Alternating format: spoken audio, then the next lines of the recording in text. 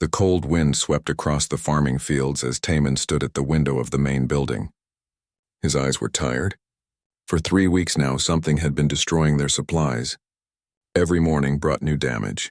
Broken fences, torn storage units, missing food containers. The colony could not afford to lose more resources. Behind him, Hyejin checked her rifle for the 3rd time.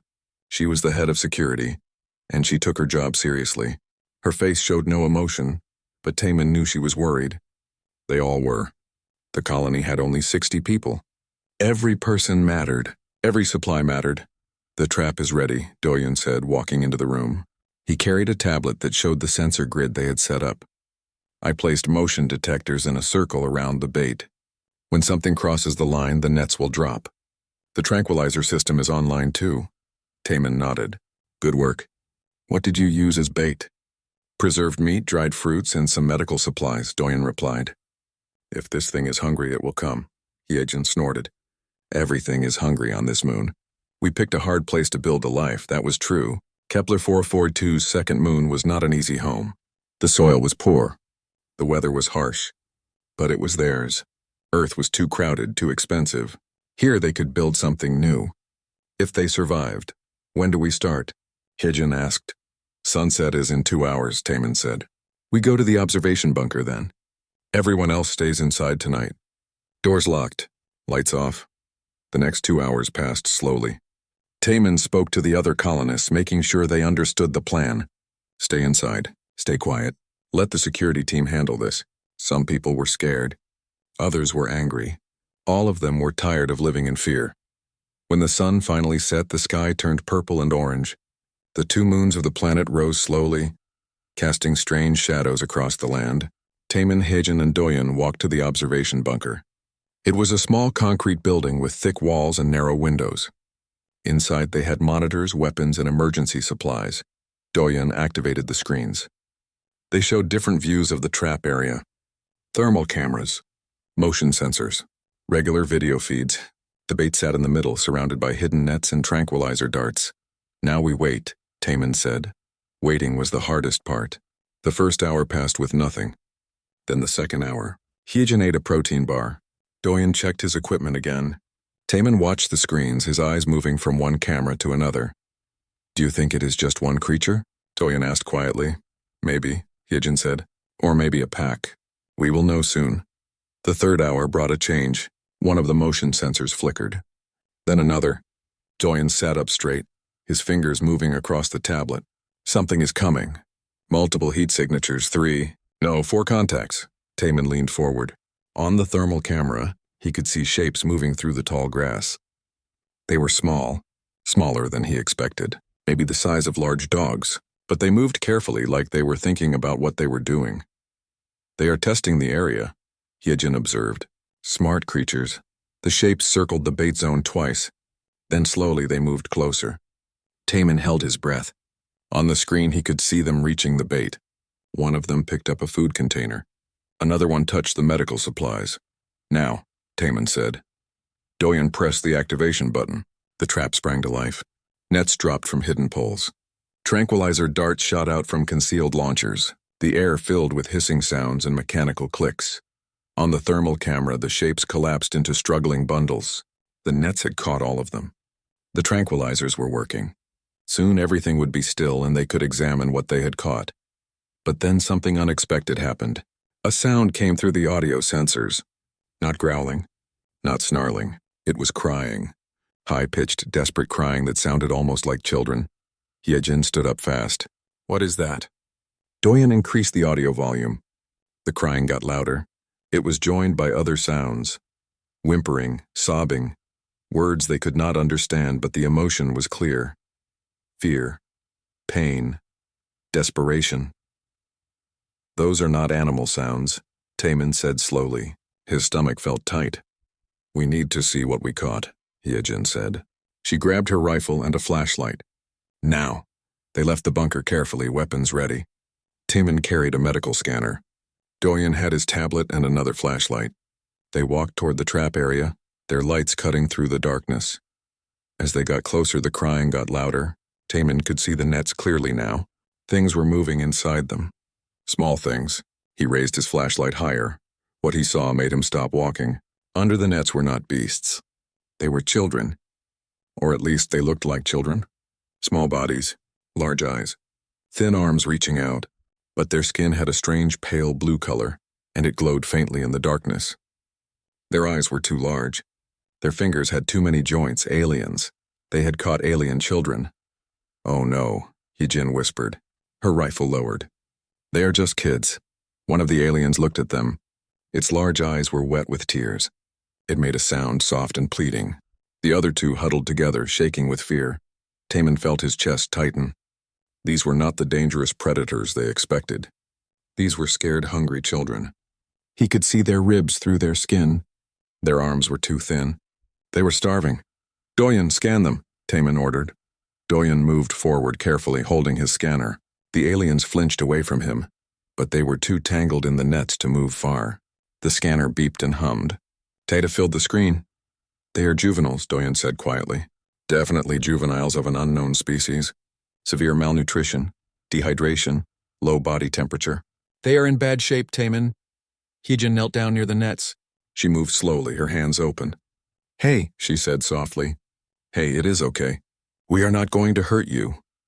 The aliens did not understand her words, but they seemed to understand her tone. One of them, the smallest, stopped crying for a moment. It looked at Hyejin with those huge, frightened eyes. Taman made a decision. "Cut them free, carefully. We are taking them to the medical facility." "Are you sure?" Doyen asked. "We do not know anything about them. They could be dangerous."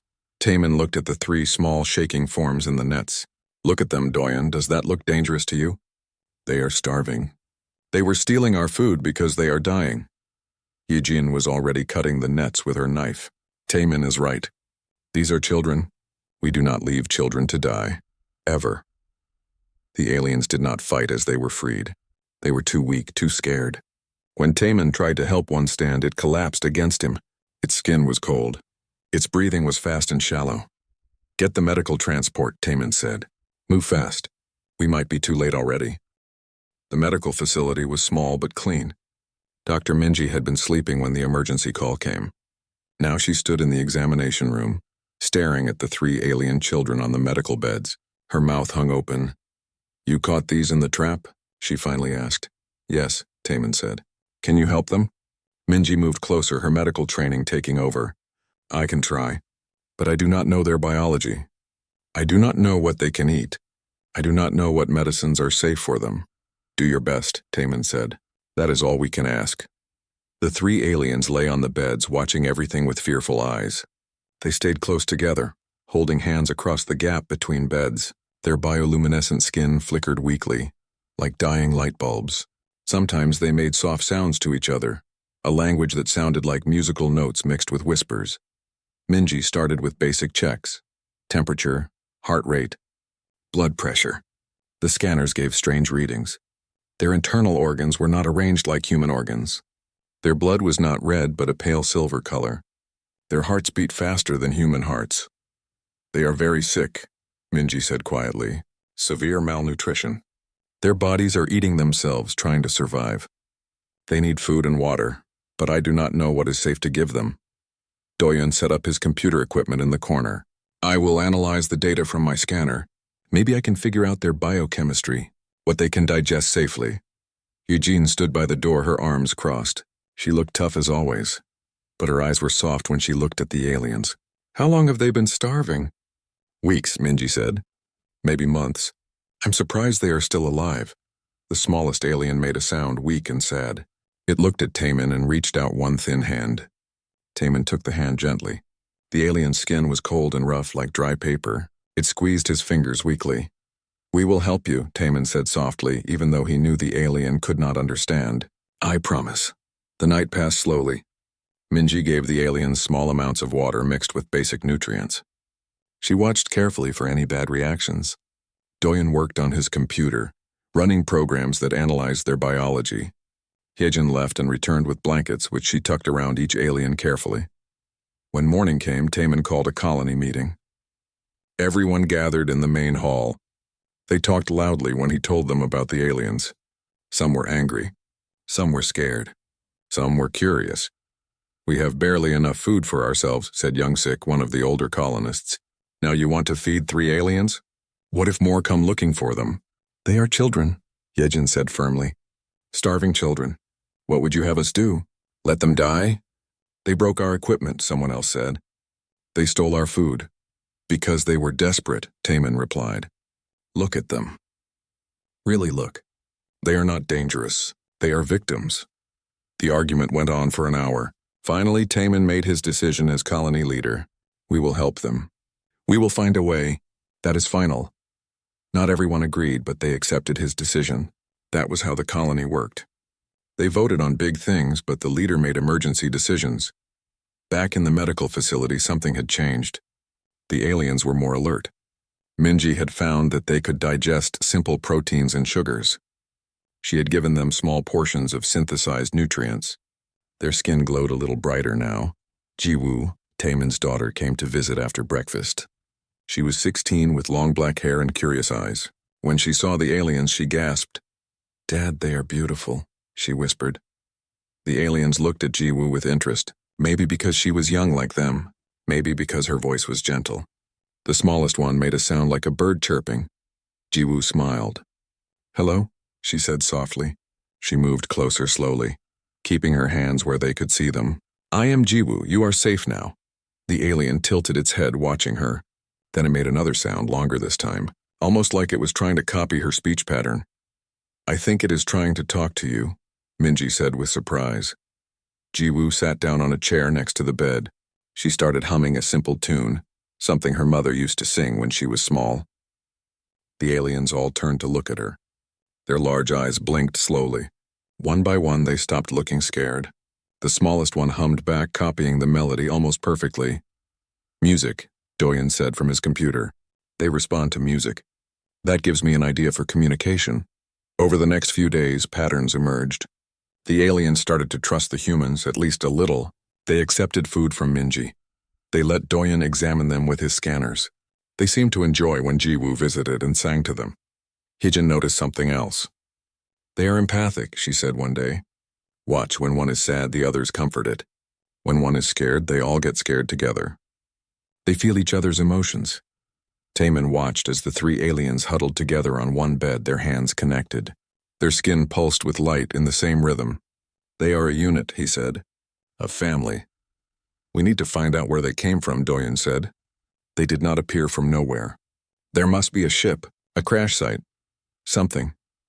The oldest alien, who they started calling Lyra because of the musical sound she made most often, seemed to understand that they were trying to communicate. She pointed toward the window. Toward the west. She made sounds and moved her hands, trying to show them something. A direction, Taman said. She is showing us a direction. That must be where they came from. Doyen pulled up a map on his tablet. West from here. That is the Badlands. Swamps and unstable ground. We avoided that area when we chose this colony location. Something crashed there, Hijin said. That is why we never saw any signals or noticed anything. The terrain hides everything. Lyra became more animated. She grabbed Doyen's tablet and touched the screen. Her thin fingers traced a path through the map. She made urgent sounds, pointing at specific locations. She is smart, Doyen said with admiration. Very smart. She understands the map concept immediately. Can they travel? Taman asked Minji. Are they strong enough for a journey? Minji frowned. Not really. They are getting better, but they are still weak. Why? Because we need to find their ship, Taman said. We need to understand what happened to them. There might be others. There might be information about their species, medical data that could help you treat them better. Lyra made sounds again, more urgent now. She pointed at the map, then at herself, then at the other 2 aliens. Her eyes were wide and wet. She was begging them to understand something. She wants to go back there, Jiwoo said quietly. Something important is there. Something she needs. Taman made his decision. We will organize an expedition tomorrow. Hijin, Doyen, and me. And Lyra if she insists. That is dangerous, Minji warned. The Badlands are called that for a reason. I know, Taman said. But we have to try. These children deserve answers. And we need to know their story. That night, Taman stood outside the medical facility. The 2 moons were full, lighting the landscape. Somewhere to the west, in the dangerous swamps, was a crashed ship. Bodies, maybe technology. Definitely answers. He thought about the choice ahead. The colony was struggling. Taking resources for an expedition was risky, but leaving these children without answers was worse. Humanity had to be better than that. They had to be more than just survivors. They had to be people who helped others, even when it was hard. The expedition vehicle was ready by dawn. It was a sturdy all-terrain transport with 6 wheels and a covered cargo area. Sang-hyuk, the colony's best pilot and mechanic, checked the engine one more time. He was a quiet man with steady hands and sharp eyes. "She will get you there and back," Sang-hyuk said. "But be careful in the swamps. The ground looks solid until it is not." Taemin loaded supplies into the back. Food, water, medical equipment, ropes and climbing gear, communication devices, everything they might need. Hyejin added weapons. Not many, but enough. Just in case. Doyeon brought his scanning equipment and a portable computer. "If we find the ship, I can try to access their systems. Download data, maybe learn their language." The medical facility doors opened. Lyra walked out, supported by Minji. The alien child looked stronger than before, but still fragile. Her skin glowed a steady pale blue now. Her large eyes were determined. Behind her, the other 2 aliens watched from the window. They made sad sounds. Lyra turned and made sounds back. It was clearly goodbye. Tears rolled down her strange face. "She does not have to come," Minji said. "This is dangerous for someone so weak." But Lyra shook her head firmly. She pointed west. She made urgent sounds. Then she climbed into the vehicle without help, moving with surprising grace despite her thin body. "She has to be there," Jiwoo said. She had come to see them off. "Whatever is at that crash site, it matters to her. Maybe her family is there." Taemin felt his stomach tighten. Family. Bodies. This might be harder than he thought. The vehicle started with a low rumble. Taemin drove with Hyejin beside him. Doyeon sat in the back with Lyra, showing her maps on his tablet. She touched the screen often, correcting their path. The first hour of travel was easy. Flat farmland, then rocky hills. But after that, the terrain changed. The ground became soft and wet. Strange plants grew everywhere, tall and twisted. The air smelled like sulfur. "The Badlands," Hyejin said. "I see why we avoided this area." Lyra made anxious sounds. She pointed ahead, then to the left. Doyeon translated her gestures into directions. "She says the ship is past the big swamp. Maybe 3 more kilometers." The vehicle slowed as the ground got worse. Taemin had to choose each path carefully. Once, the right wheel sank into hidden mud. Sang-hyuk would have scolded him for that. They had to use the winch to pull themselves out. "Look," Hyejin said suddenly. She pointed ahead. Metal. Through the trees and swamp grass, something gleamed. Not natural, man-made, or rather alien-made. They drove closer, carefully. The crash site appeared like a wound in the landscape. Trees were knocked down. The ground was torn up. And in the middle, half buried in mud and water, was a ship. It was beautiful even in destruction. Sleek lines, smooth metal that shimmered with colors, about the size of a large house but clearly meant for space travel. The front was crushed. The back was torn open. Vines and moss already covered parts of it. Lyra made a sound like a scream. Before anyone could stop her, she jumped from the vehicle and ran toward the ship. Her weak body moved fast, driven by emotion. "Lyra, wait," Taemin shouted. He ran after her. The alien girl splashed through shallow water and climbed over broken metal. She disappeared into the torn opening at the back of the ship. Taemin followed her inside, his flashlight cutting through darkness. The interior was a mess. Broken equipment, shattered screens, and bodies. 4 adult aliens lay where they had died.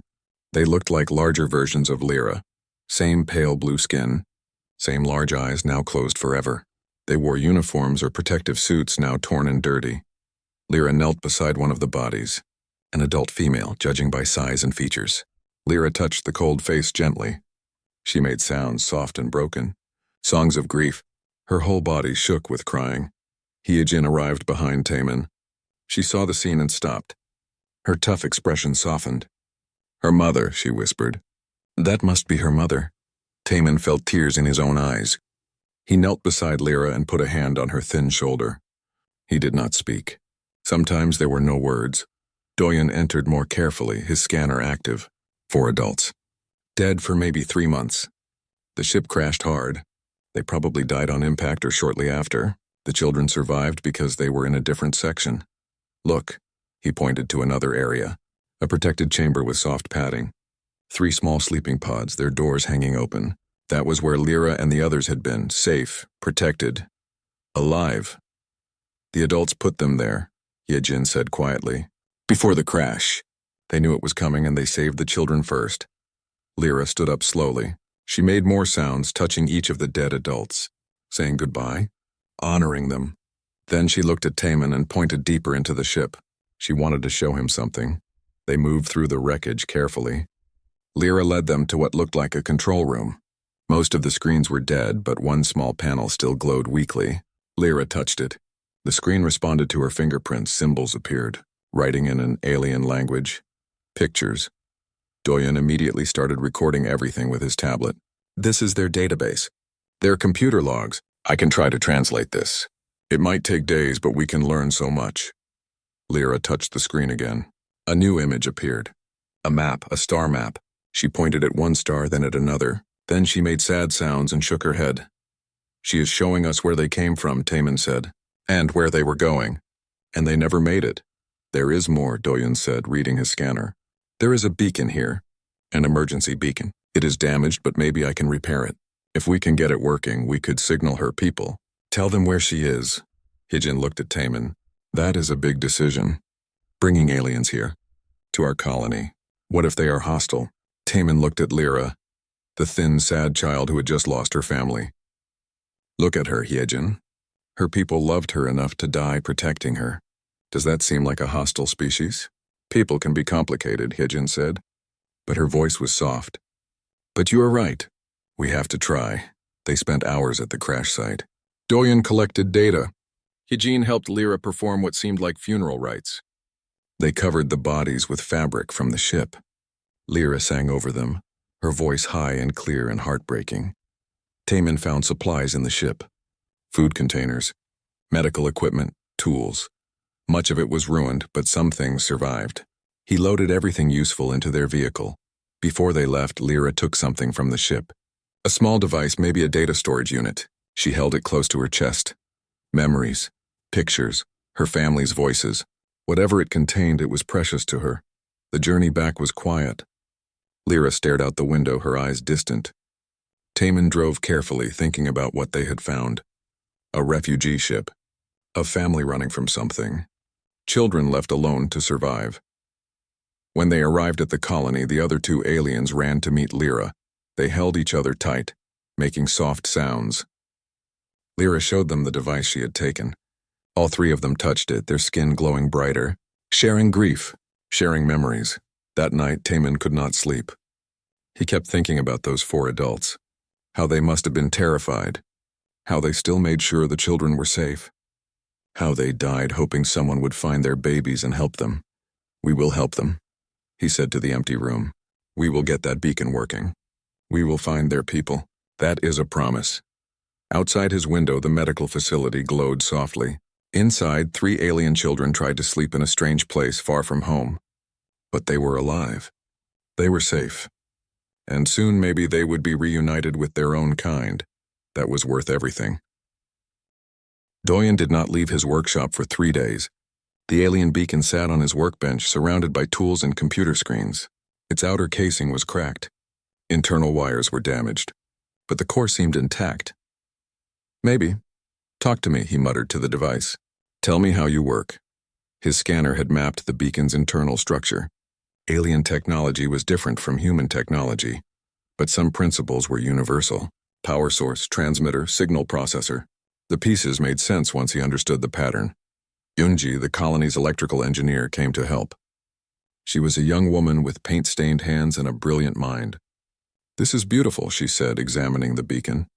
Look at how efficient their circuits are. We could learn so much. Together they worked carefully. They replaced damaged components with human parts where possible. They rerouted broken connections. They tested each system slowly, making sure nothing would short out or explode. Minho, the colony's communications expert, arrived on the 2nd day. He was older, with gray hair and steady patience. If we get this working, it will need power. A lot of power. More than our normal systems can provide. We can pull power from the main generator, Taman said. He visited the workshop often, bringing food and water that Doyun barely touched, whatever it takes. Meanwhile, Jiwoo spent time with the 3 alien children. She had moved a chair into the medical facility permanently. Every day she came with books, pictures, and simple objects. She taught them human words. They taught her their musical language. "This is water," Jiwoo said, holding up a cup. She pointed at it. "Water." The middle child, whom they called Nessa, tilted her head. "Water," she repeated slowly. Her pronunciation was strange but understandable. "Yes," Jiwoo laughed. "Water, you did it." The smallest one, Komi, clapped her hands. Her skin glowed bright yellow with happiness. The alien's skin color changed with emotions they had learned. Blue for calm, green for curious, yellow for happy, red for scared or upset. Lyra was the quickest learner. Within a week, she could speak simple sentences. "Thank you, please, hungry, tired." She soaked up language like a sponge. Sometimes she would point at things and wait for Jiwoo to give her the word. Then she would repeat it perfectly. One afternoon, Lyra showed Jiwoo the device she had taken from the ship. She pressed a button. The device projected a hologram, pictures, moving images. Jiwoo gasped. The images showed Lyra's family, the 4 adults alive and smiling, the 3 children playing in what looked like a beautiful city, buildings made of crystal, gardens with strange flowers, ships flying through a purple sky. "Your home," Jiwoo whispered. "This is your home," Lyra nodded. "Home," she said in Korean. Then she said something in her own language. The words sounded like wind chimes and water, beautiful and sad at the same time. The images continued. Family meals, celebrations. Then the mood changed. The images showed ships leaving. Many ships. People crying. Adults holding children tight. The sky turned red and black. Explosions in the distance. "War," Lyra said quietly. "Bad. Danger. Run." Jiwoo felt tears on her face. "You were refugees. Running from war." Lyra touched the hologram. An adult female appeared. The one from the crashed ship. Lyra's mother. She spoke in the alien language, her face serious but loving. She touched Lyra's face in the hologram. "A goodbye message. I am so sorry," Jiwoo said. She hugged Lyra gently. The alien child was stiff at first, then relaxed. She hugged back. Her thin arms were surprisingly strong. The other 2 aliens came closer. They all hugged together, their skin pulsing with shared light, shared grief, but also shared comfort. Later, Jiwoo told her father what she had learned. Taemin listened carefully, his expression growing more serious. "Refugees," he said. "They were running from a war. The ship was damaged and crashed here. The adults died to save the children. We have to help them," Jiwoo said fiercely. "We have to get them home, or at least to their people." "Doyun is working on it," Taemin said. "But Jiwoo, we need to prepare for something. When the beacon is fixed, when we send the signal, aliens will come here. We do not know how they will react. We do not know if they will be friendly or hostile. Lyra's people will be grateful," Jiwoo insisted.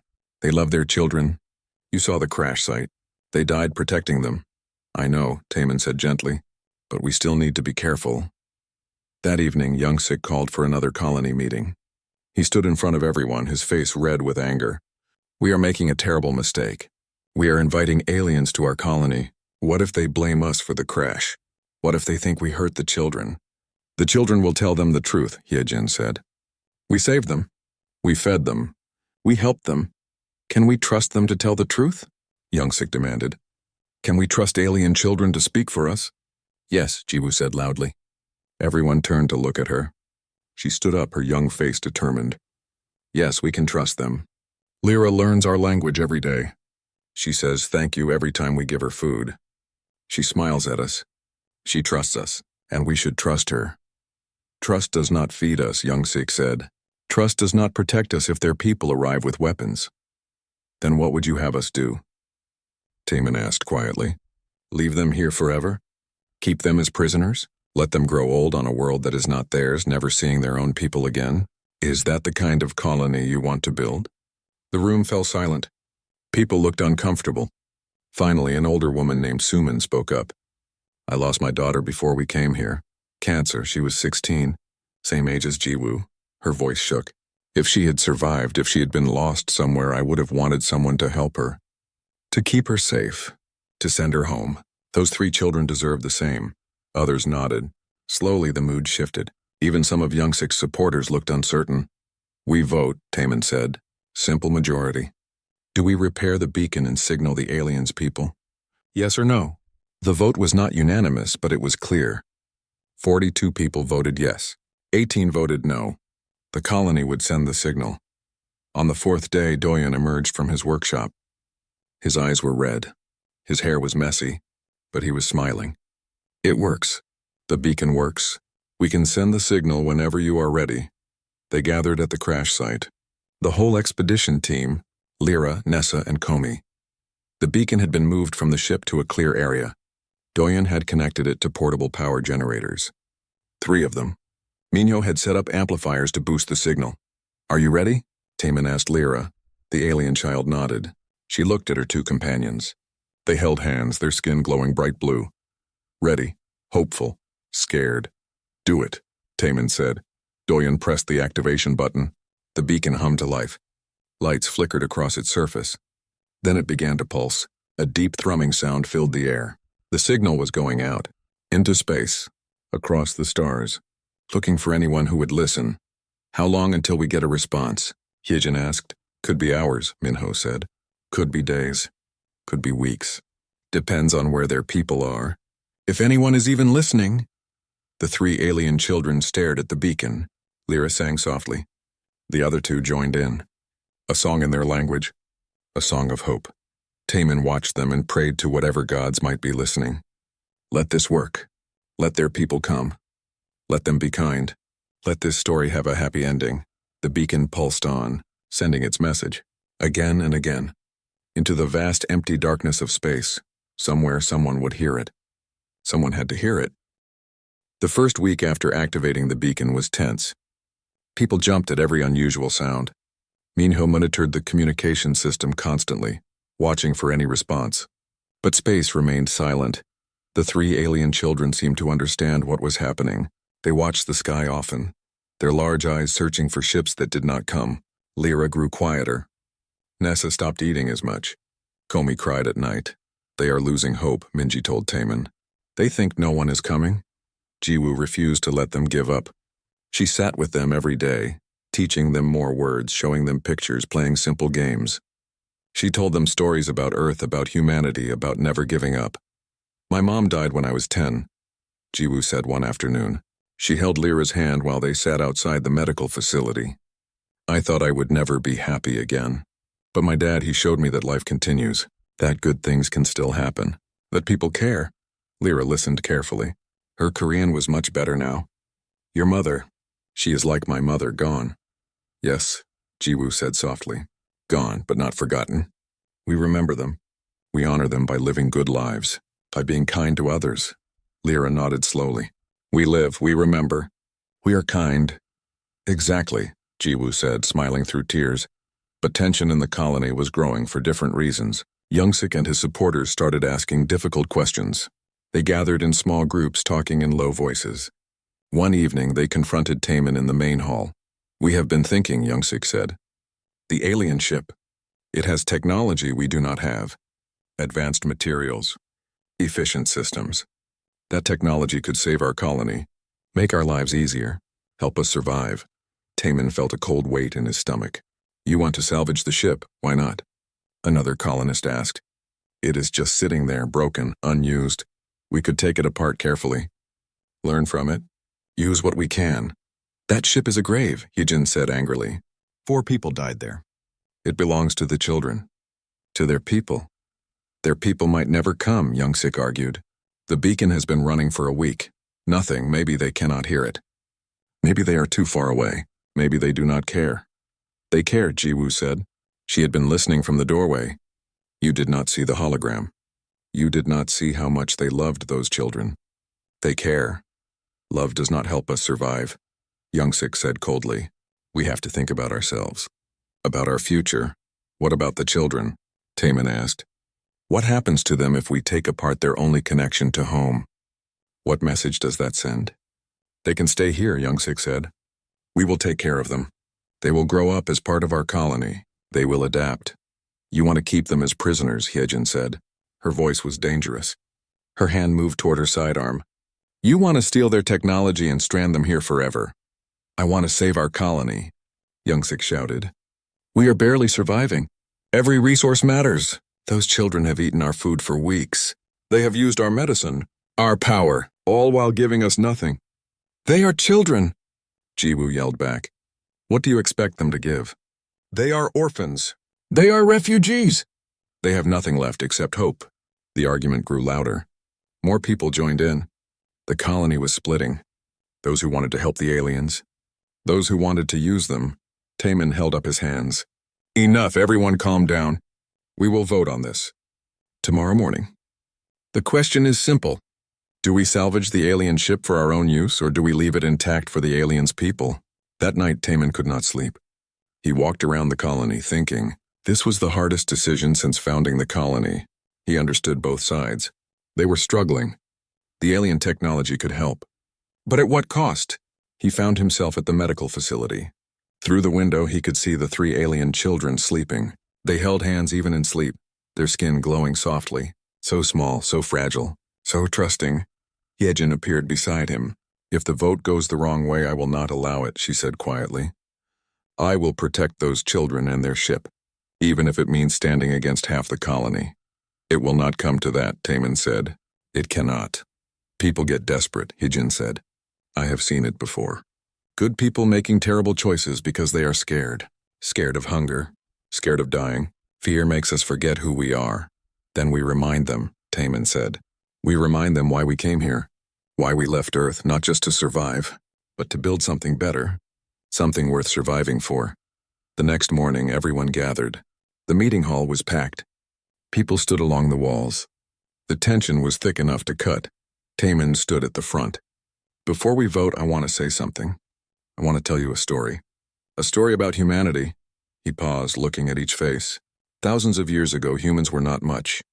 We were prey animals on the African plains, weak, slow, easy to kill. But we had something other animals did not have.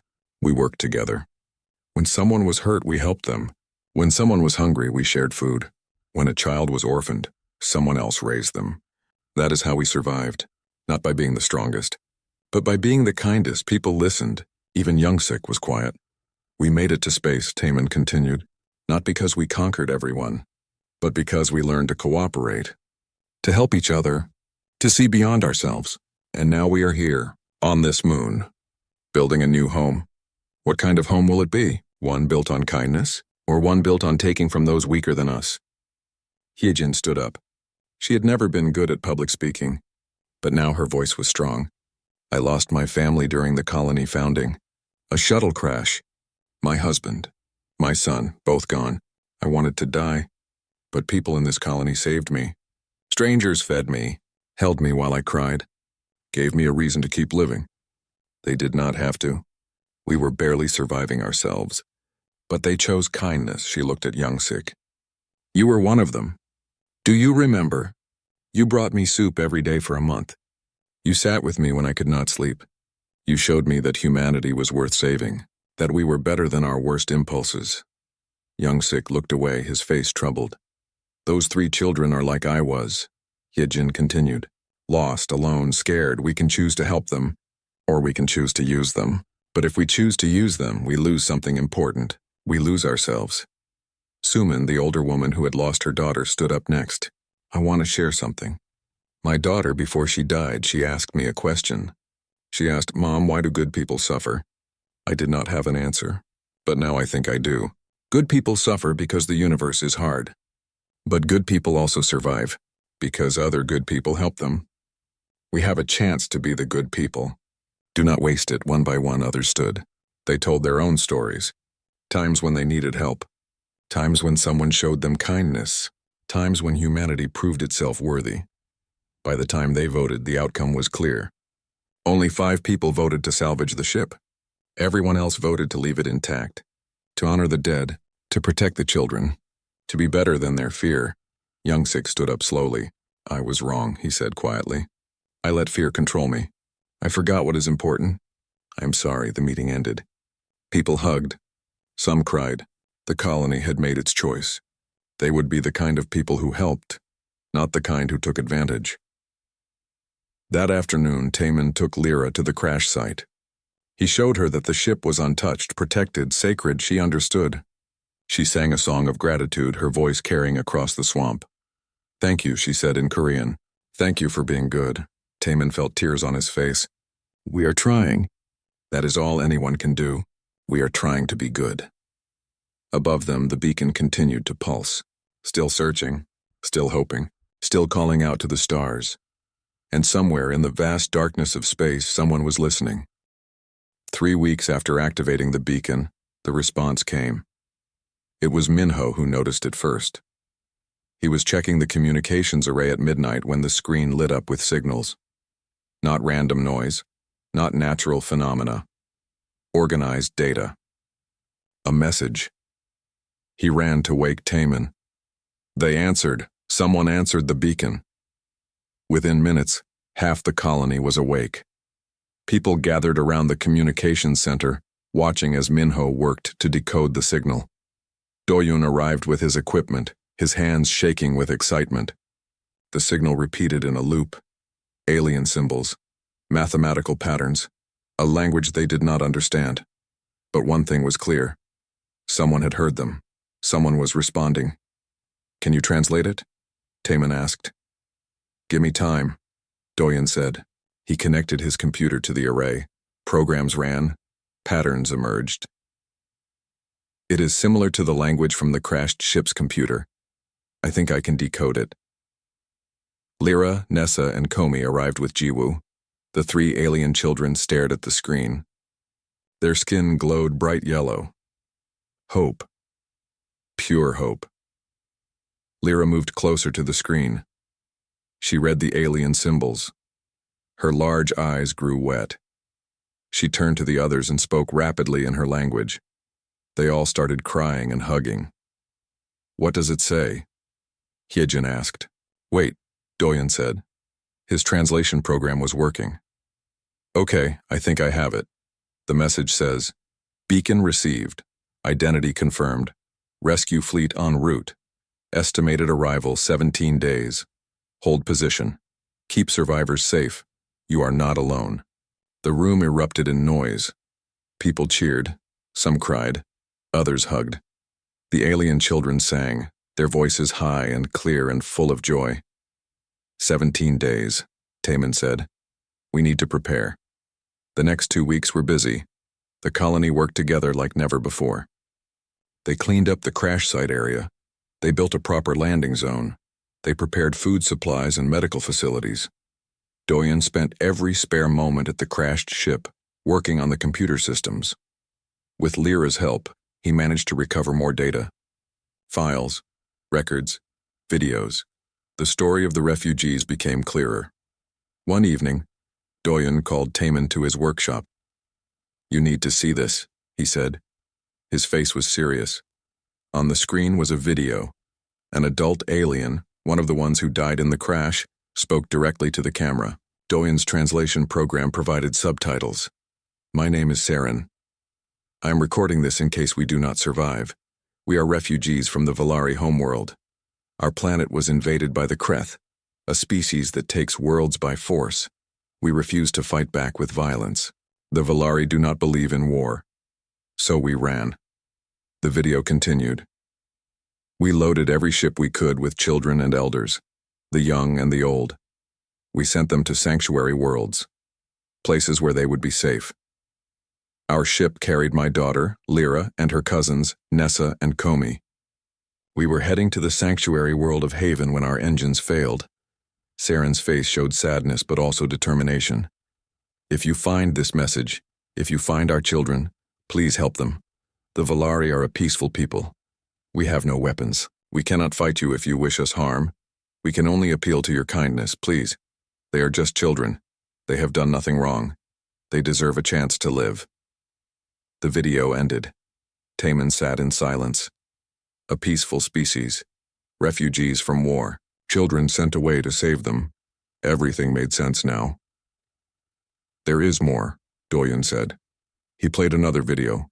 This one showed Valari culture, beautiful cities made of crystal and light, gardens that floated in the air, art and music everywhere, A society built on harmony and peace. Then the invasion. Ships in the sky. Cities burning. Valari running. Not fighting. Children crying. Families torn apart. The Kreth were shown briefly. Large armored creatures with weapons. Conquerors. They never fought back. Yejin said softly. Not once. They just ran. Because fighting was not in their nature, Taemin said. They chose to preserve their culture by fleeing, not by becoming like their enemies. The final video was the hardest to watch. Saren and the other adults recording goodbye messages for the children. They knew the ship was failing. They knew they might not survive. But they made sure the children would be safe in the protected pods. Lyra, my beautiful daughter, Saren said in the video. Tears rolled down her alien face. If you see this, it means I am gone. I am so sorry. I wanted to see you grow up. I wanted to teach you to sing the old songs. I wanted to dance at your bonding ceremony. But fate had other plans. She touched the screen, as if she could touch Lyra through time. Remember what I taught you, the Valari way.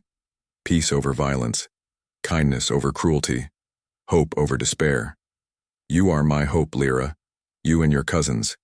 You are the future of our people. Live well. Love deeply. Never forget where you came from. And never stop being kind. That is what makes us Valari. The video ended. Doyen turned off the screen. Should we show this to Lyra? Yes, Taemin said. She deserves to hear her mother's words. All three of them deserve to know their people's story. That evening they gathered in the medical facility. Taemin, Jiwoo, Doyen, Yejin, and the three alien children. They watched the videos together. Lyra translated for Nessa and Komi, her voice steady despite her tears. When it was over, Lyra looked at Taemin. You understand now, she said in Korean. Why we cannot fight, why we only run. I understand, Taemin said, and I respect it. Violence is not strength. Sometimes the strongest thing you can do is choose peace. Your people, Lyra said slowly. Humans. You fight? Taemin nodded. Yes, humans have fought many wars. We have hurt each other, killed each other, but we are learning, slowly. We are learning that peace is better, that kindness is better, that working together is better than fighting. You saved us, Nessa said in her quiet voice. Her Korean was improving. You could have hurt us, used us, but you chose kindness. That is what good people do, Jiwoo said. She held Komi's hand. They choose kindness, even when it is hard. The days passed quickly. The colony prepared for the arrival of the Valari rescue fleet. There was nervousness, but also excitement. First contact with an alien species, not through war, not through conflict, but through an act of compassion. Young-Sik worked harder than anyone. He organized the welcome preparations. He made sure everything was perfect. His way of apologizing. His way of proving he had changed. The children grew healthier every day. Their skin glowed brighter. They learned more Korean. They taught the colonists more of the Valari language. Jiwoo became fluent enough to hold simple conversations. One night, Lyra showed Jiwoo something special, a small crystal that she wore around her neck. It glowed with internal light, pulsing gently. This is memory stone, Lyra explained. It holds moments, happy moments. I want to record something. She touched the stone and began to sing. A song in the Valari language, but the words were about the colony, about humans, about kindness, about friends. When she finished, the stone glowed brighter. Now this moment is saved, Lyra said. Forever. I will remember you always, Jiwoo. You and your people, the humans who chose to be kind. Jiwoo hugged her alien friend. We will remember you too. All of you. You taught us something important.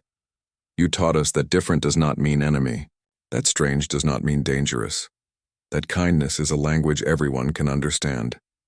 On the 16th day, Minho received another message. The fleet arrives tomorrow. They are early. They are eager to see the children. That night, no one slept much. The colony was too excited, too nervous, too hopeful. Tomorrow would change everything. Tomorrow, humanity would prove itself to the stars. Taman stood outside looking up at the night sky. Somewhere up there, ships were coming. Aliens were coming to their small colony on this remote moon. And instead of weapons, the humans would greet them with 3 healthy, happy children. That said everything about who humanity was. Or at least, who they could be. "We did it," Hyejin said, joining him. "We did the right thing." "Yes," Taman said. "We did, now we just have to hope they see it that way too." The Valari ships appeared at dawn. Not 1 ship, but 5. They descended from orbit like falling stars, their hulls shimmering with colors that hurt to look at, beautiful and alien and impossibly graceful. They landed in the prepared zone without sound, as if gravity itself bent around them. The entire colony stood watching. 60 humans in their worn work clothes, staring at technology beyond their understanding. Taman felt his heart pounding. This was it. First contact. Everything they had worked for. Lyra, Nessa, and Komi stood at the front, holding hands. Their skin glowed so brightly it was almost blinding. They were singing, their voices full of joy and hope and desperate longing. They were going home. The largest ship's door opened. A ramp extended. Light poured out, soft and warm. Figures appeared. Tall Valari adults, their skin glowing with different colors, blue and green and purple and gold. They wore flowing clothes that seemed to move like water. The first adult down the ramp was a female. Tall and elegant with skin that glowed deep purple. Her large eyes scanned the crowd until they found the 3 children. She stopped. Her whole body went still. "Lyra," she whispered. The name carried across the distance. "Nessa, Komi," the 3 children screamed. Pure joy. They ran forward, their thin legs pumping. The adult Valari ran too. They met in the middle. The adult dropped to her knees and pulled all 3 children into her arms. She held them tight, her body shaking with sobs. More Valari emerged from the ships, dozens of them. They surrounded the children, touching them, singing to them, crying with them. A reunion beyond words. Family finding family. Taman felt tears on his own face. Beside him, Jiwoo was openly crying. Hyejin wiped her eyes roughly. Even Youngsik looked moved. After long minutes, the purple Valari stood. She held Lyra's hand tightly as if afraid to let go. She looked at the human colony. Her large eyes studied them carefully. Then she walked forward, bringing the children with her. She stopped in front of Taman. She was taller than him. Her presence was powerful but not threatening. She spoke in the Valari language. "Musical and beautiful," Lyra translated. "This is Commander Surin," Lyra said. "She leads the rescue fleet." "She is my aunt, my mother's sister," Surin spoke again. Lyra translated. "She wants to know who is the leader here." "I am," Taman said. "My name is Taman. I lead this colony." Surin looked at him for a long moment. Then she did something unexpected. She knelt. She placed her forehead on the ground at his feet. Behind her, every Valari did the same.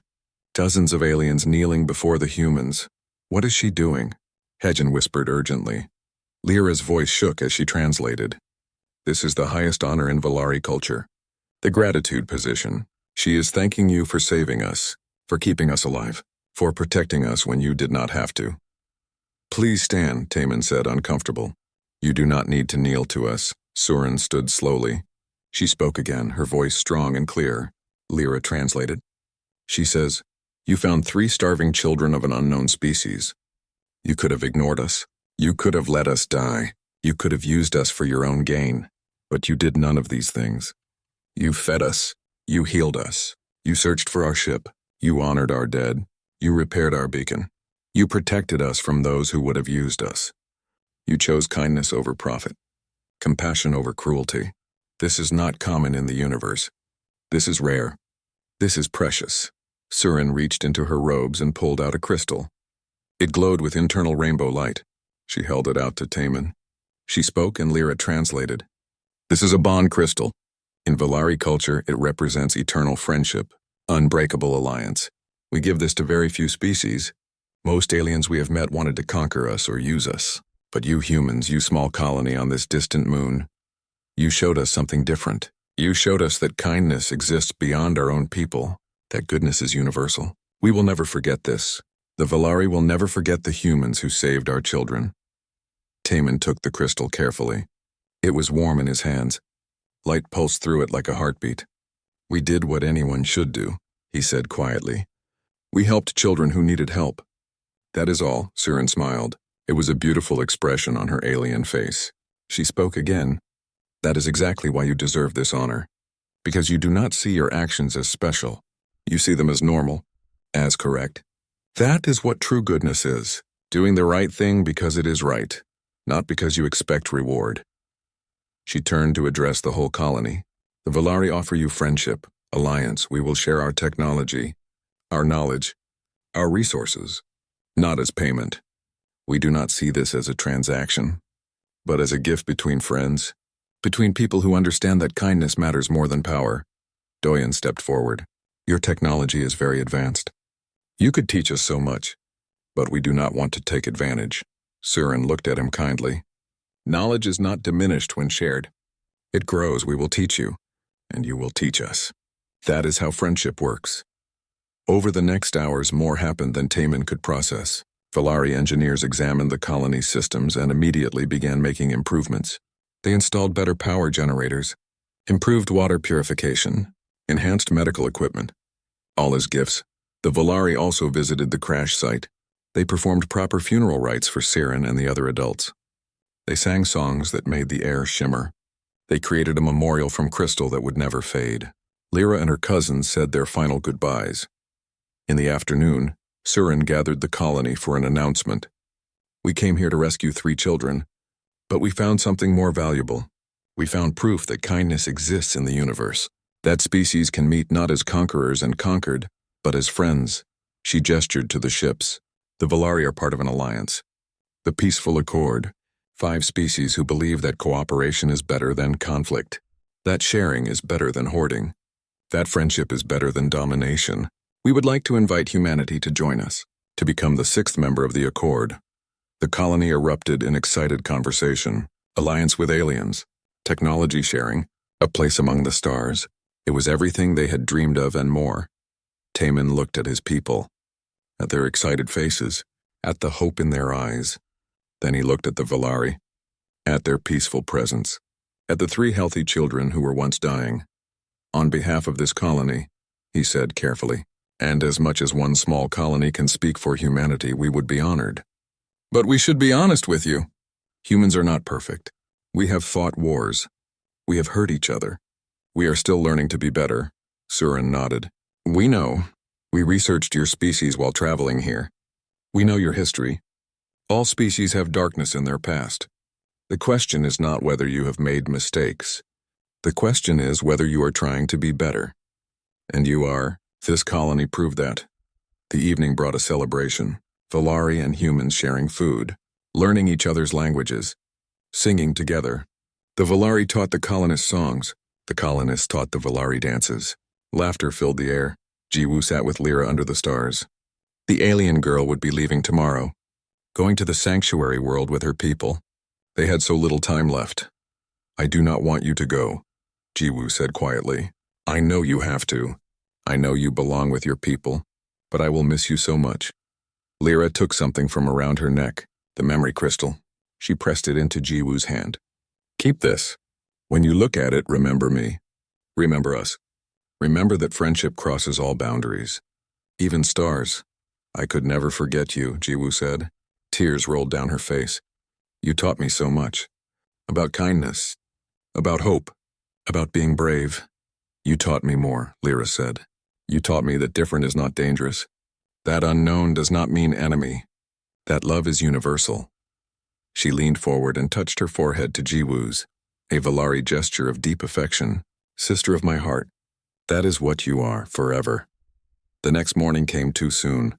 The Valari were preparing to leave, taking the 3 children to safety, to the sanctuary world where other refugee Valari waited. The whole colony gathered to say goodbye. There were many tears, many hugs, promises to stay in contact, promises to visit. Surin gave Taman detailed coordinates. The sanctuary world, Haven, you are welcome there anytime. The Accord wants to meet you. To learn from you. To become friends, she paused. You set a trap for beasts. But you found children, and instead of seeing them as problems or opportunities, you saw them as people, as children who needed help. That choice, that simple human choice to be kind, has changed everything. For us, for you, for the future of many species. The ships lifted off slowly. The Volari waved from the windows. Lyra pressed her hand against the glass, her eyes locked on Jiwoo. Jiwoo waved back, holding the memory crystal tight. The ships rose higher, higher, until they were just points of light. Then they were gone. The colony stood in silence for a long moment. Then Taman spoke. We did something important here, something that will echo across the galaxy. We proved that humanity is capable of greatness, not through conquest, not through domination, but through simple kindness, Hyejin smiled.